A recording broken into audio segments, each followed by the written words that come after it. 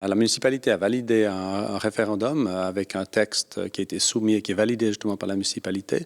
Il y a eu plusieurs allers-retours avec les référendaires sur ce texte. On s'est mis d'accord sur un texte et suite à ça, le comité a rajouté une page A4 avec des éléments qui sont contestables, qui sont même insultants pour la municipalité.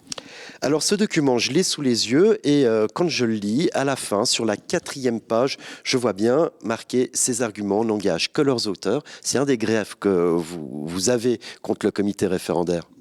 Oui, parce que la municipalité a validé le document, la partie droite du document, avec la feuille de récolte des signatures, avec les éléments qui sont notés derrière. On a eu plusieurs allers-retours avec le comité référendaire et on a accepté le texte pour finir qu'il nous donnait. Par contre, la partie qui était rajoutée sur la gauche a été faite par la suite et contient un certain nombre d'éléments mensongers et qui ne sont pas corrects pour la municipalité. La municipalité se sent carrément insultée par ce comité référendaire. Oui, parce que quand on dit que la municipalité a menti, je crois que c'est quand même grave pour une municipalité.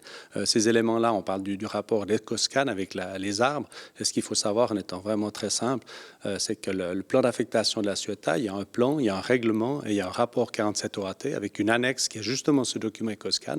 Et ces documents-là, qui est un gros document rédigé avec un certain nombre d'éléments, ce document-là, la commission l'a eu dans le cadre des débats qu'on a eus.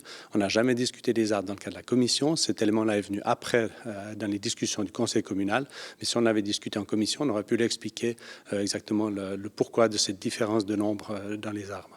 On sent quand même que la municipalité a envie d'aller de l'avant et pour cette raison, vous avez décidé de ne pas invalider cette récolte de signatures. Oui, parce que je crois que là, on se perd un peu dans les considérations juridiques. Et puis, je crois que maintenant, c'est le moment d'aborder vraiment le problème, enfin, la discussion sur le plan d'affectation de la Ciotat.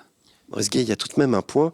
Vous avez publié ce communiqué à l'issue de la récolte de signatures. Pourtant, ce document, vous l'avez reçu dans votre boîte aux lettres, vu que c'est un tout ménage. Pourquoi ne pas avoir mis les holà avant la récolte de signatures, dès que vous avez reçu ce document dans votre boîte aux lettres? On l'a reçu très tard dans les boîtes aux lettres, quand on a eu connaissance, du temps qu'on puisse l'étudier, voir avec le service des communes le problème de légalité, etc. On était quasiment en fin de récolte de signatures. Et je le répète, je crois qu'on on est correct vis-à-vis de la démocratie. Je crois que les gens sont exprimés, alors peut-être avec des arguments faux, mais enfin, il y a un certain nombre de personnes qui ont demandé à pouvoir voter sur ce dossier-là. Donc, on respecte ce côté démocratique et on en parlera dans le cadre de la campagne sur les arguments mensongers du comité. Comité référendaire et municipalité s'accordent sur le fait que c'est un projet pilote, mais que l'on soit d'un bord ou de l'autre, eh bien, on n'a pas le même point de vue. Oui, on l'expliquait très clairement à la commission. C'est un projet pilote, non pas au niveau de l'urbanisme, au niveau de l'architecture, mais un projet pilote au niveau social, puisqu'on a un certain nombre de bâtiments à Nyon des années 60 qui sont en phase ou qui vont être en phase de rénovation.